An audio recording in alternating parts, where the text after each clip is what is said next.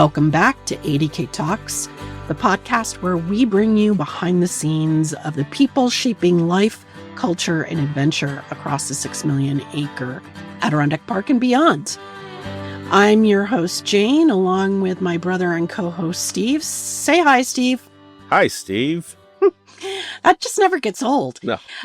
Today, we're heading west of the Blue Line to one of the snowiest places in the entire country, the legendary Tug Hill Plateau. If you know, you know. This is where winter storms stall, stack, and sometimes dump snow faster than you can refresh your weather app. And right in the middle of that natural wonder sits a Snow Ridge, a fiercely independent ski area with a devoted following and some of the deepest, softest snow you'll find east of the Rockies. We're joined today by co-owner Nick Mir, who, alongside his mother, took over Snow Ridge with a vision for preserving a beloved community mountain while pushing it into a new era. Today, we're going to talk about lake effect magic, preparing for ski season, the culture of skiing on Tug Hill, the life of an independent ski area owner, and why Snow Ridge deserves a spot on your Adirondack winter bucket list. Let's dive in. Nick, welcome to the podcast. Thank you for having me. We're so excited to have you. And as we are taping this, Nick and I were just talking before we started, we're about to get a nice big dump of snow. We've already had some good snow, and your opening weekend is coming up. Yes. You must be excited. Absolutely, yeah. We're 35 inches in this season, give or take. We got another foot or so coming in the next couple of days. So we should have a pretty epic opening day coming up Saturday. That's awesome. Let's just sort of turn back the clock a little bit. Take us back to the moment you and your mom decided to buy Snow Ridge. Was it a lightning bolt moment or a slow burn? Oh, I think about this moment quite often, actually. I wonder what we were thinking. No, my mom and I grew up. My mom ran the indoor operations at Toggenburg Ski Center down in just outside of Syracuse. Grew up in Fabius, just down the road from there. So she's been in the industry for over 40 years at this point. I grew up getting off the bus there after school. Basically lived there. It was my second home in the wintertime. So if I wasn't at home, I was at Toggenburg skiing every day. And as I got a little older and everything, we got involved in the business side of things, and we were working together since I was 14 years old. It just kind of evolved to the point where we thought we wanted to do this together, on a bigger level. Tried to actually take over operations at Toggenburg. Unfortunately, that didn't work out.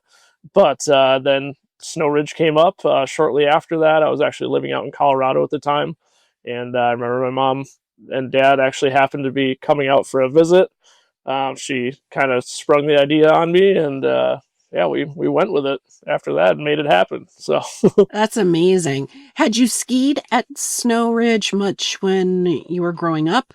Not much. I did race here a few times. I grew up racing, ski racing, so had been here but 3 times before, but I never experienced the deep snow aspect of Snow Ridge. So I did not totally fall for the lure when I heard it. 230 inches a year. I was like, oh, come on, let's pump the brakes here. But yeah, so I didn't know it well enough, but I did have a little taste.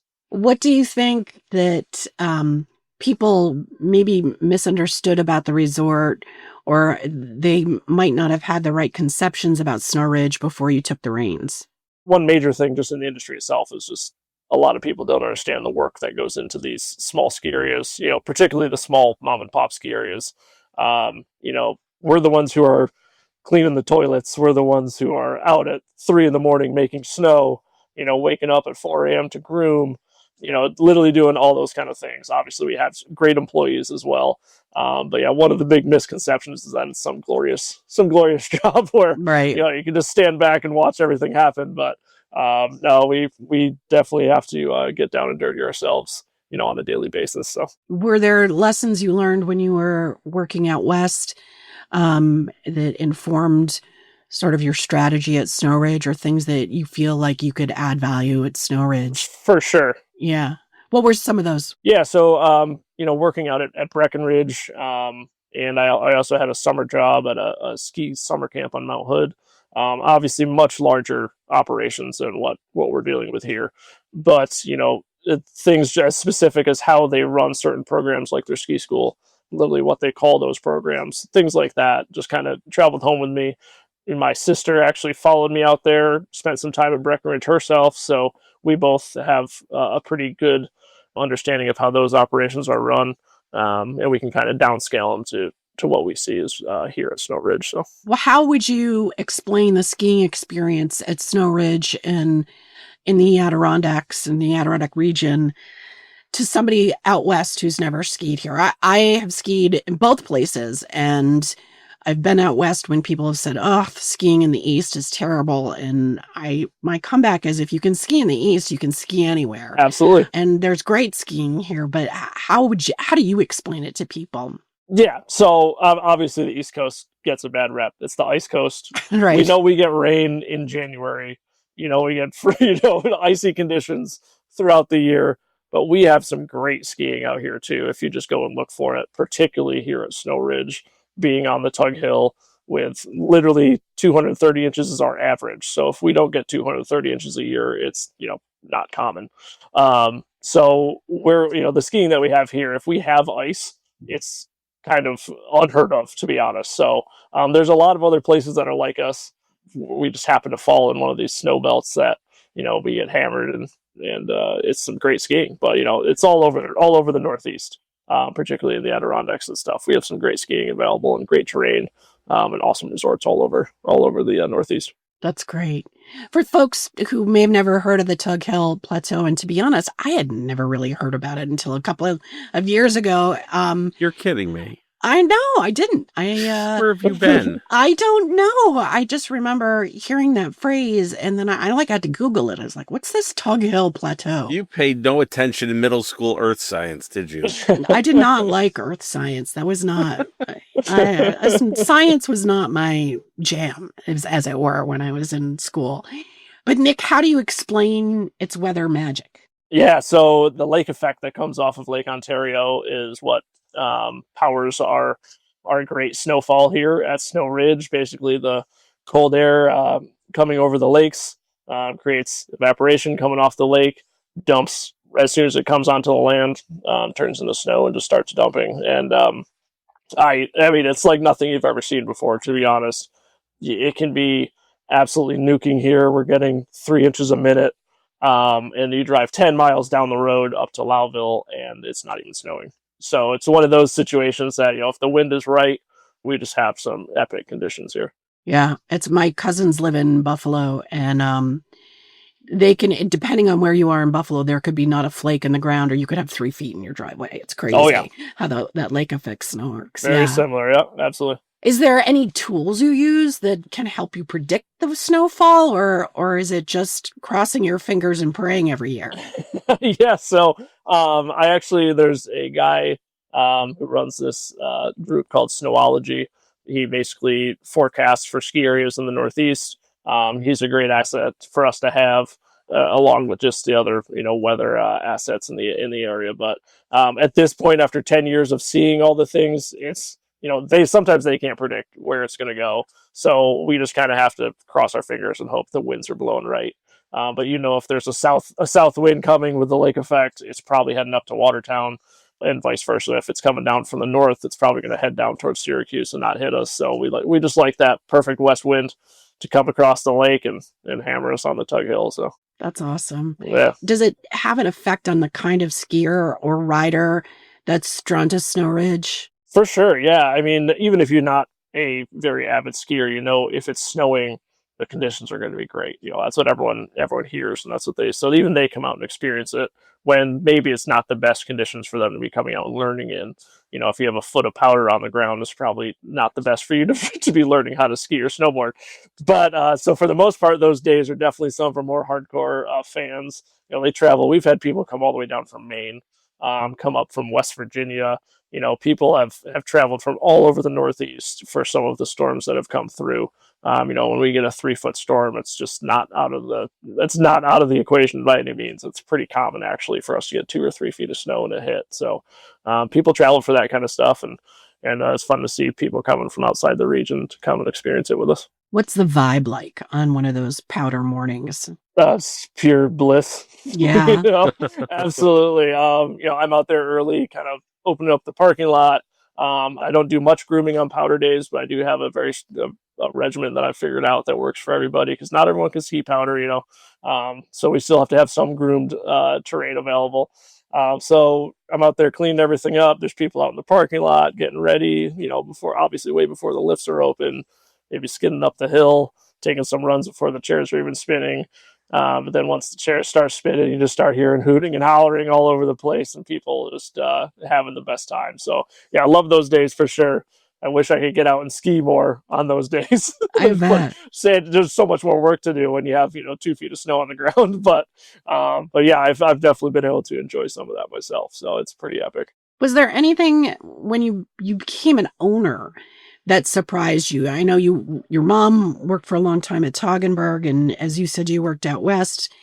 But was there anything that you did not anticipate that was a big surprise to you? Yeah, I think kind of like we touched on earlier, even I had misunderstood the amount of work that I was going to be putting in behind the scenes on the things that, I was literally unclogging our septic line last week out of our kitchen. So stuff like that was just not anything that was in my mind. I was like, oh yeah, I'll make snow. I'll get the chairlifts ready. It's going to be great.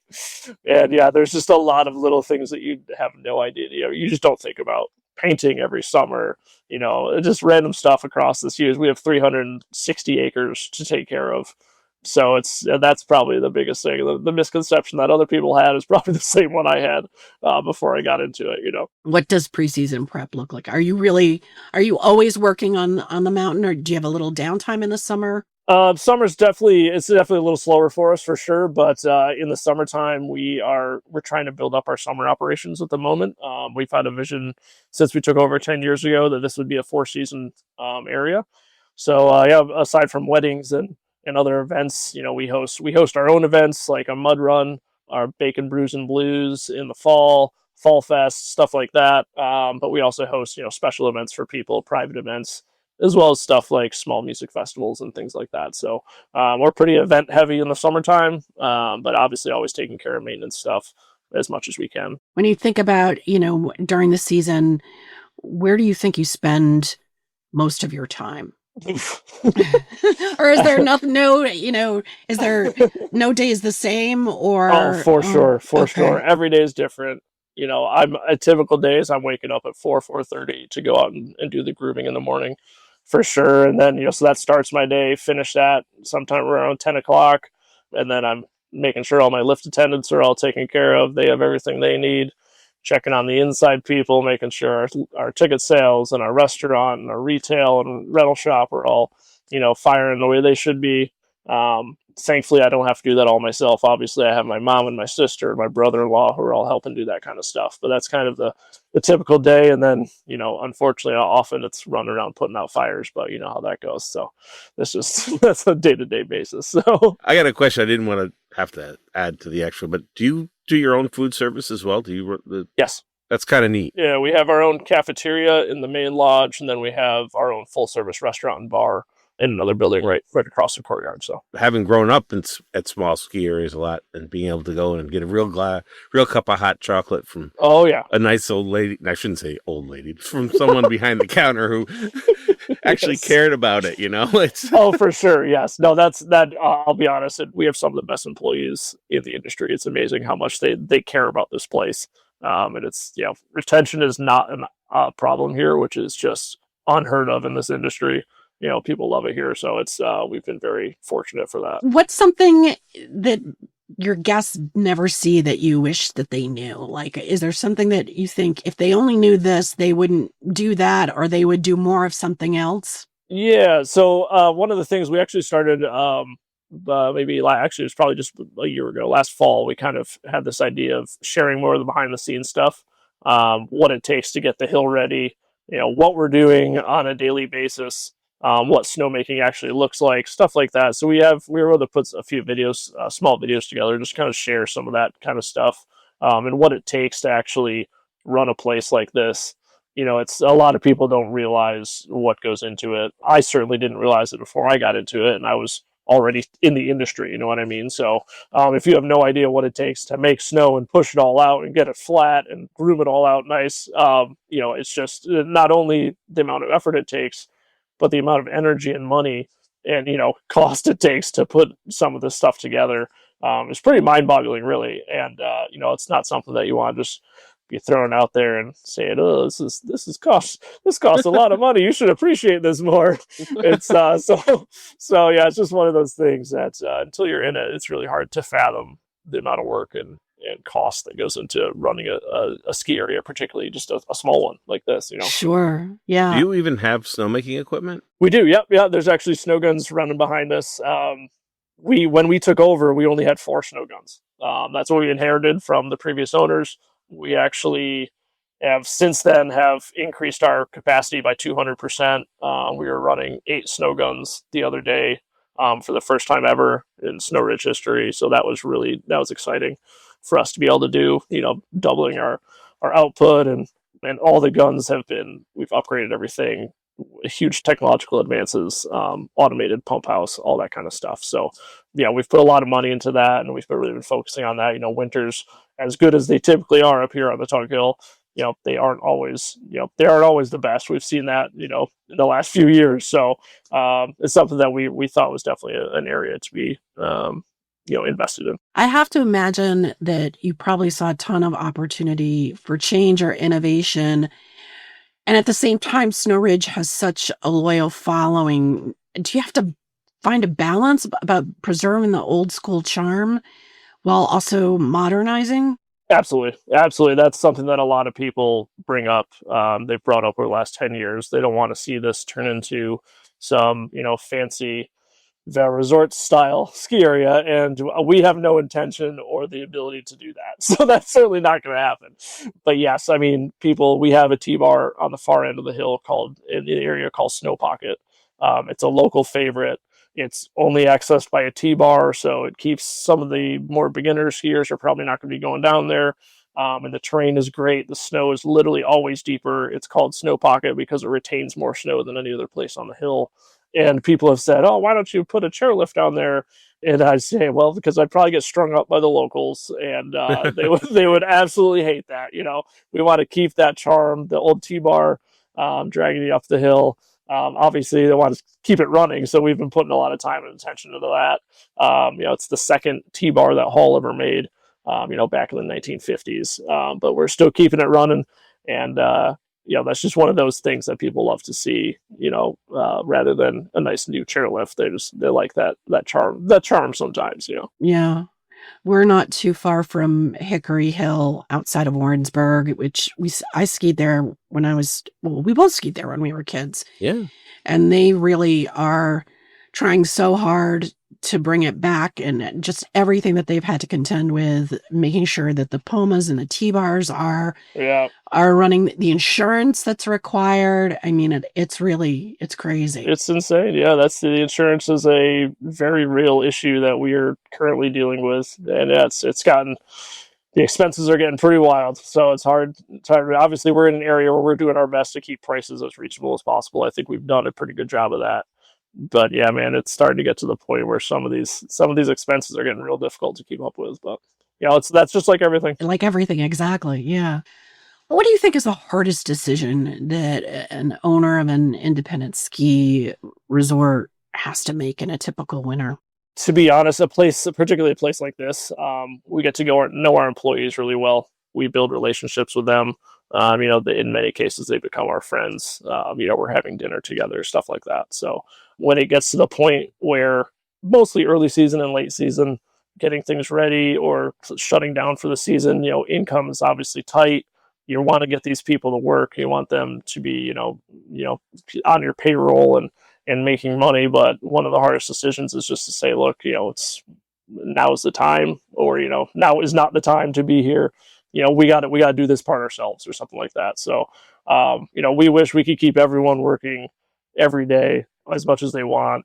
That's definitely one of the tough parts that I've had to kind of, get used to over the years. Just like, you just can't do it all the time. You can't keep everyone busy as much as you'd like, but hopefully as business keeps getting better, then you can keep them going a little bit longer every year. So that's that's always the plan. That's great. Yeah, I think that's a common challenge across lots of different industries within the Adirondacks. The hospitality and just finding workers here. I know we've said this a million times on the podcast, but there are only about 187,000 year-round residents up here. And that includes adults, children, in an area that's the size of the state of New Jersey or bigger than the state of Vermont. So crazy. Yeah. You need people to drive the school buses. You need people, nurses. You need people at the grocery store, and there's just sometimes more work and then you have to contend with housing prices are really high here. It's a tough life. It's really hard. For sure. All right. Well, let's switch the vibe here because I feel like we're being a little too negative. Tell us, what's the best part of your job? Was there something that surprised you as like a benefit or as something that was part of your job that you didn't expect that you just absolutely love? I could say this on both sides. Obviously keeping people working and building those relationships can be tough, but also these relationships that I have been able to build, that my family's been able to get into with these different families. It's literally entire families that are coming. If they're not working for us, they're skiing here. Their grandparents learned to ski here, stuff like that. All the stories that you hear just over the years is really incredible. So meeting all the people that I've been able to meet is really great. And just kind of, I live right here. So I'm sitting in my living room right now and I can look out the window and I see our main ski slope, so that's awesome. I have a small little apartment right here. My sister and her husband live upstairs in another apartment. So it's like I can live with my family here, slope side, look out the window and see. Sometimes that can be a problem. I see all the projects I have to do, but really it is great. Something I have to take a step back and just remember how fortunate I am to be in a position like this. So yeah, it's something that I've never really thought I'd be in this situation, but here we are. Yeah. So you mentioned the opening weekend is this weekend. Yeah. What are some of the things that folks can look forward to this year? Any new improvements or changes? Yeah. So a lot of the stuff that we've been working on is kind of just a lot of behind the scenes things. We did add 3 new snow guns this year. So that what I was talking about with our snowmaking upgrades, that's been huge. So I think they'll be able to see some trails opening sooner than we've seen in the past, which is awesome. So we're excited about that. Our restaurant was leased out to another family last year, but we have taken that back over. So Tavern 230 will be back in operation the way it's always has been this year. So that'll be a nice change to come back to. We're currently redoing the HVAC system in our main lodge to make sure our heat is up to snuff for the rest of the season. So there's a lot of the behind the scenes things that we've been taking care of this year. But yeah, we'll have a full slate of events going on this winter and all that kind of stuff. So and the North Chair is our second main chairlift. We'll be back up and running this year. It's been down for 2 seasons because of the tornado that came through 2 years ago, and knocked a couple of our towers out of alignment. So that chair is going to be back in service this year, which we're absolutely thrilled about. It's going to be great. So yeah, we'll be back up and running 100%. That's awesome. Tell us about some of the events that'll happen this year that people should mark on their calendars. For sure. So this might be before this episode actually comes out, but we have our free ski fundraising day is on Christmas Eve. We do a food drive for our local food pantry. 10 canned goods get you a lift ticket for the day, or a $10 donation to our newly formed Snow Ridge Outdoor Collaborative, which is a nonprofit that my sister has started to get some of our locals, particularly kids, outdoors in Lewis County. So that's kind of our deal for Christmas Eve. Get people out skiing. If anyone's in town, come out, bring some food, bring $10. Whatever you want to do and get out on the slopes for the day. So that's our first kind of main event. Then we have a New Year's Eve deal with a torchlight parade and bonfire and stuff like that. Oh, nice. For New Year's Eve, yep, you have the tavern open for dinner and drinks and everything. And then we move into some like fun races, rail jams for the kids and stuff like that, and some train park events. And we love to end the season with our annual pond skim, which is one of my favorite days of the year. So I take that very seriously. in a very non-serious way. So we have a lot of fun with all of our events. But yeah, we do a lot of stuff all season long. Can you, for listeners who may not have ever attended a pond skim, can you explain what that is? Absolutely, it's just as crazy as it sounds. Probably, we literally make a pond out of snow with a tarp and fill it with water at the bottom of the hill. Ours is usually 100 feet long, about 2 to 3 feet deep, and we let people ski down the hill as fast as they can and skim across the water and see if they can make it to the other side. So, yeah, it makes for some pretty spectacular spills and some pretty cool tricks as well. So, yeah, it's a great day. Did people dress up for that? Like, I know in some places people wear these crazy costumes, like the sumo wrestler costume or for sure something crazy. Yeah, we do best dressed prize, stuff like that. So best costume prize, best swim prize, and a best skim prize for our for our events. So yeah, just a little bit of everything. For someone who's never skied Snow Ridge, what do you think is the only at Snow Ridge moment you want them to experience this winter? Coming to a place, it might not be only here at Snow Ridge, but it's something that you only get at small family-owned ski areas. Being able to come into the lodge, be greeted by our ticket salespeople who are super nice, and they're here to help you with whatever you need. If you need to go to the rental shop, you go in the rental shop, get your rentals from our incredible employees in there. Stop at the end of the day or in the middle of the day, get lunch in our restaurant, have a great lunch and a drink. Then go back outside on the slopes and, have a quick conversation with some of our lift attendants who have many of them have been here for tens of years. One of them is in his 55th season this year. Wow. He runs our main chairlift, Don. So yeah, you come back and you see familiar faces every time you're here. And it's just the environment that we have. It's kind of like everyone here, when you're here, your family kind of thing. And not to mention the snow. That's obviously the selling point. So sure, if you could do it on a powder day, then you'd really check it off the boxes. You've just described just the amazing sense of community and culture, I think, that is evident at Snow Ridge. If you had to name a personality for Snow Ridge, what would that be? What makes Snow Ridge Snow Ridge? Oh, man. We're a little quirky. We like to have fun. I love that. And we're all about looking after each other and just kind of having a good time together. You know what I mean? It's everyone here. When I say, if you come here by yourself and you want some people to ski or snowboard with, it will not be difficult to find another person or a group of people to just go and take laps with. Everyone here is here for the same reason, here for a good time. So yeah, it's definitely a great vibe that we have here. What do you think the mix is between locals who are skiing there and people who come back every year and new people who are coming to Snow Ridge? Yeah, so in the first 5 years or so when we were here, it was mostly locals, and then you would see some of the out-of-town people, obviously on powder days and stuff like that, driving in from an hour or more away. And then since COVID, we've actually expanded quite a bit to receiving more out-of-town families, during low tide too, when we're just having a normal, weekend without, we haven't had a huge snowfall that week or something. We'll see a family from New York City come up and, stay the whole weekend, which is, I think, something that is indicative of the entire industry right now. People are trying to get away from some of these busier ski areas. They don't want to stand in line for 45 minutes to get on a chairlift. I literally kid you not, if you stand in line for more than 2 minutes for a chair here, it's an anomaly. We don't have lift lines here. We have enough chairs and lifts to get you up the hill. It's even on our busiest days, lift lines go quick, laps are really fast, and it's you can just get a lot of skiing in. So it's a good mix. We have obviously a lot of local kids who do our school programs and stuff like that during the week, and now we're starting to tap into some more of that out of town market, which has become very apparent in the last few years. And it's been really cool to see that. That's awesome. Let's make sure that we mention your website.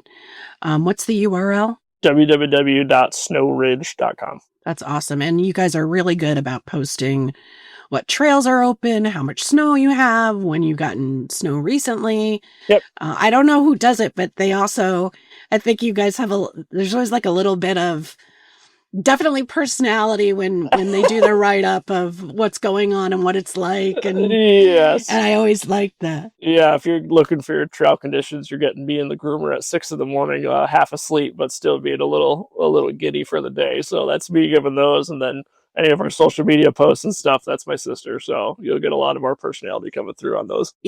Thinking about those people who've never been there before, where are places to stay? Like, are there hotels? What's your thought on that? How do they find and how do they find those places? Yeah, so they're at this point, all the places around here are online. Whether if you're not searching through Google through their own websites, they're on Airbnb or something like that. We have 3 motels within a mile of us right now. There is 6 to 8 bedroom motels, but obviously, have vacancies if you book early enough. There's a 40 to 50 room motel down, 5 minutes away. So there are definitely places to stay, and then there's just a plethora of Airbnbs, cabins and how there's a house rental right next door, stuff like that. So you can find plenty of spots to stay, for a night or for a weekend or however long you'd like. And they're everything's pretty reasonable. That's awesome. That's awesome. I think that's an important thing to bring up. Is another reason that you might be getting a lot of families from abandoning the big mountains is that it's a more affordable option for people. Oh yeah, absolutely. Yeah, you're talking, on a weekend or holiday, our highest lift ticket is $65. Yeah. Wow. So that's definitely something that we try and keep prices as reasonable as possible. And like I said, I think we've done a pretty decent job so far. So hopefully we can keep that up. I just read in the paper today that Mega in the East ski destination, we don't have to name names, let's call it Millington. How would I know? Is going to invest over the next 25 years $3 billion to upgrade. I think they're thinking about building like a Beaver Creek like experience where there's a whole town right there.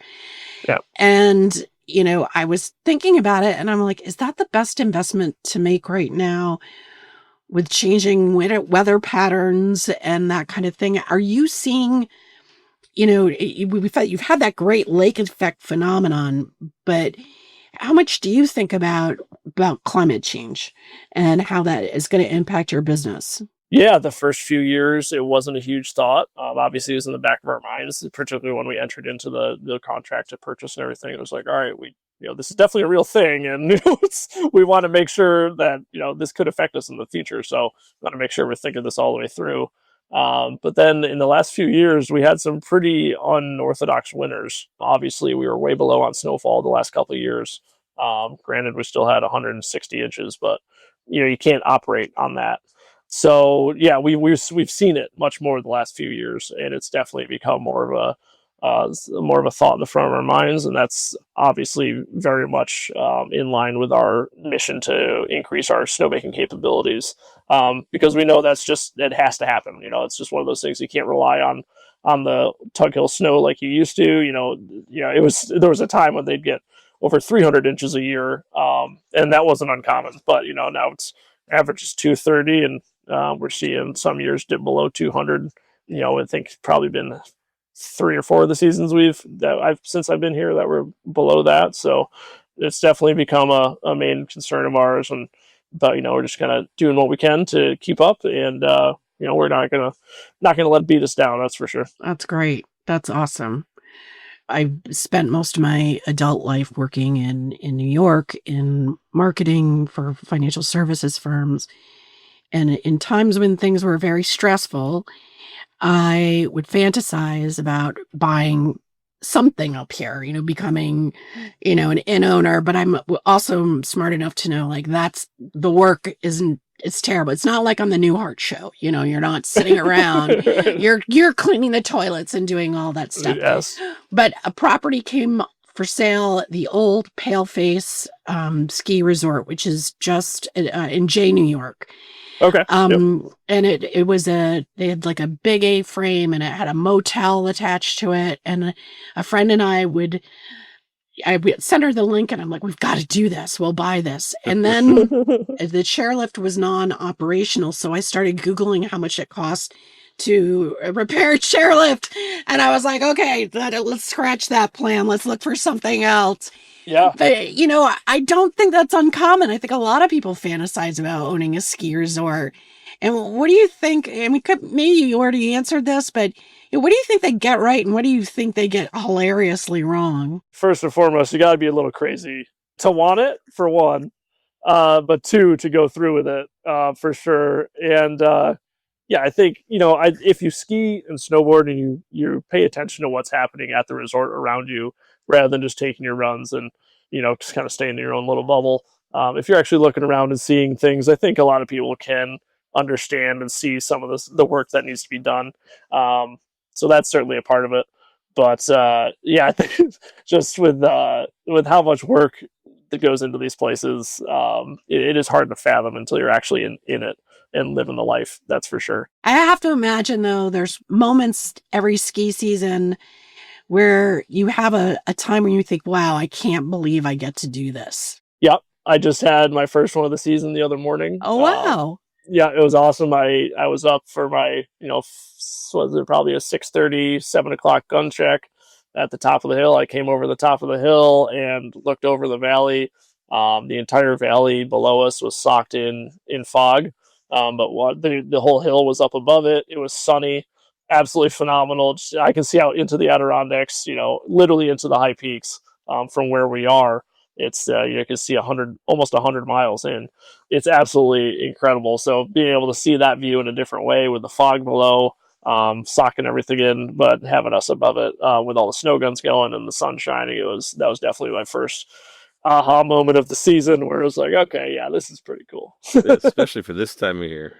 Yes, yeah, you for have sure. White cap peaks in the distance, and there's still a lot of green on below us. Absolutely. Lower elevations, and yeah, that's awesome. Yeah, so that's usually it. Usually it's that morning, the early morning sunrise, while I'm grooming the slopes or something like that, and get a spectacular sunrise or something. Those are usually the thankful moments. And now my daughter's 5 years old, and she's really caught the bug now too. So that's awesome. Being able to ski with her is definitely taking the cake. Being like, she can wake up and just go outside and ski, with her friends in the morning. It's like, okay, this is pretty sweet.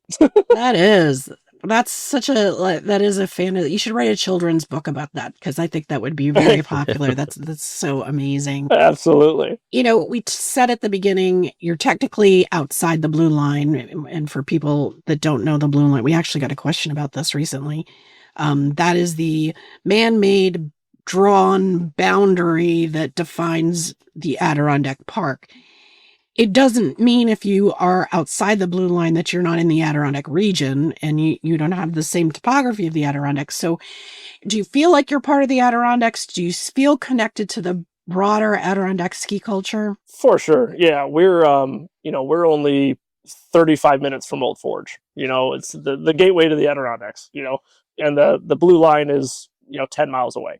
So as far as that's concerned, we can be in the Adirondacks in minutes, which is great. The region where we are is obviously the Tug Hill, Black River Valley, Adirondack region. It's just like going east across. So that's kind of, it's a really cool, unique area. You have the Tug Hill, you have the Black River, the Moose River, and then you have the Adirondack foothills right there. So, it's a pretty cool spot, and I definitely feel connected to it. Obviously, we're not in the middle of it. We're not in a tourist town like Old Forge or something like that, but we have a lot of the same things to offer for sure. You touched on already your summertime or off-season events, and that has always intrigued me because I remember growing up going to ski areas, and I think it was in about mid-1980s, Gore had its first Oktoberfest, and I thought, what a great idea. And then I had mountain biking was starting to come in, and I took a trip out to Whistler in the fall for work, and the mountain biking out there was just unbelievable what people were doing. And it's just seeing what ski areas can do to make themselves four-season resorts without, traditionally it was like, well, we got a golf course, but, yes. And you do disc golf, and it's really nice to see that. Yeah, we definitely have a lot of plans and stuff that we want to that we're trying to expand into. We started building out our mountain bike trails Unfortunately, when that tornado came through, it literally buried the climb trail in about 1,000 trees. Wow. So that idea got put on the back burner. But yeah, that's some of the things that we're looking to have the nonprofit head up now. Our Snow Ridge Outdoor Collaborative obviously is open up to different funding opportunities that we're not able to get. And with the mission of the collaborative being to increase recreation and recreational opportunities in Lewis County, I think it might be a good match for us to be able to actually get some of these trails built and do stuff like that. So that's kind of where we're heading with some of the trail building, heading into the future here. But yeah, it's a lot. I mean, building mountain bike trails is no joke. If you don't have 100 volunteers ready to dig, you need a professional crew with machines to do it the right way. So it takes a lot of time and a lot of talent, and you got to know what you're doing. Nick, this has been so much fun. I've learned a lot. I probably learned that I was right. I definitely am not cut out to manage a ski resort, especially that 4:30 a.m. thing. I'm not. I like to get up when the sun is hot. So do I. Don't get me wrong. I don't enjoy that part.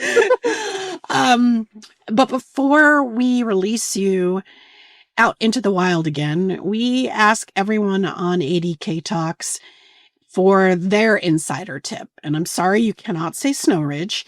But what do you have a favorite hidden gem in the Adirondacks or the North Country that or the Tug more Hill. people you think, or the Tug Hill? Thank you, Steve. For sure. Yeah. So, no, I love this question actually, because I'm actually the director of the tourism board for Lewis County. Oh, wow. So I very much take this one to heart. Lewis County has, before I came up here and took over Snow Ridge, I knew nothing about Lewis County. I mean, I went to school at Clarkson, so I spent a lot of time in St. Lawrence, but it's so very, very similar, but different vibes for sure. We have so much to offer here as far as recreation goes, from hiking to biking, obviously the skiing, to the rivers. Like, this is something I have. Some of my best friends that I've been able to meet up here are avid whitewater kayakers, and they've educated me so much on the Moose River and the Black River, all these different waterways that are literally world-class whitewater.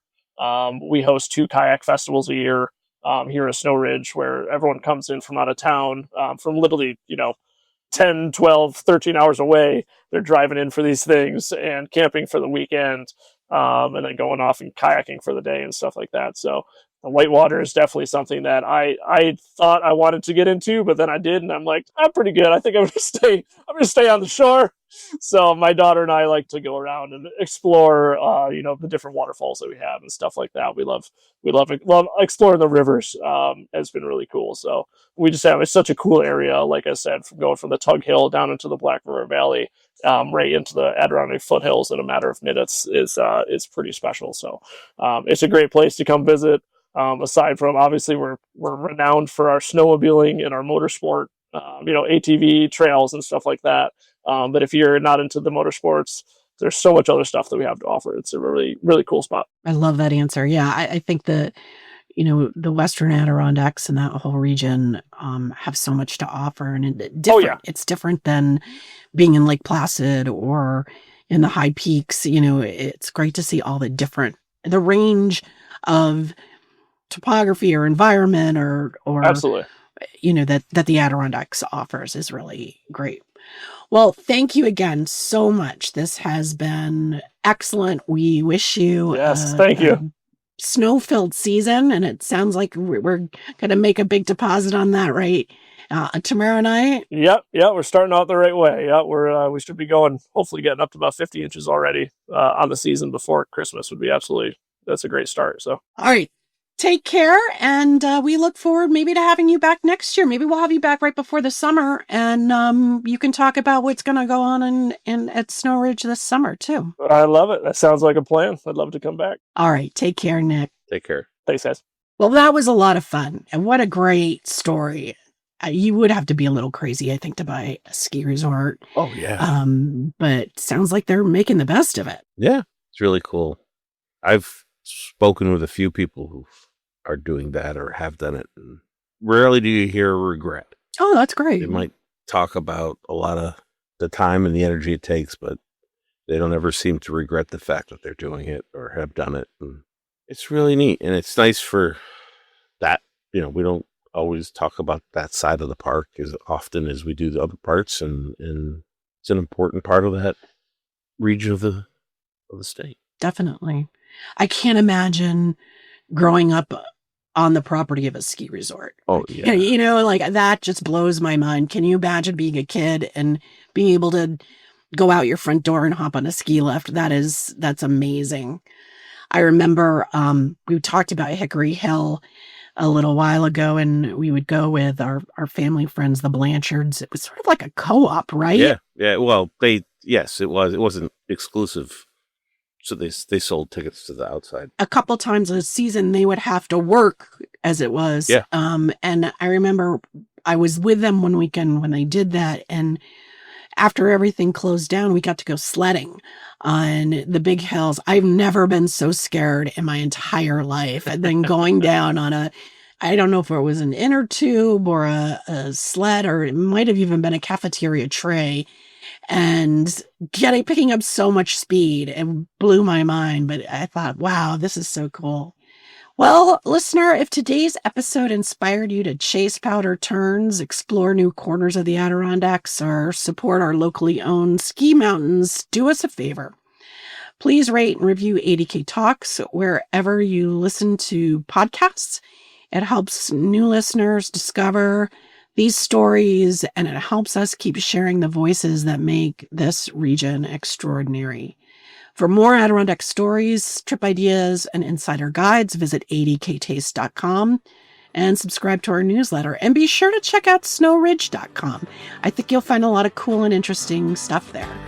So until next time, we will see you on the mountain. Bye-bye. Bye-bye.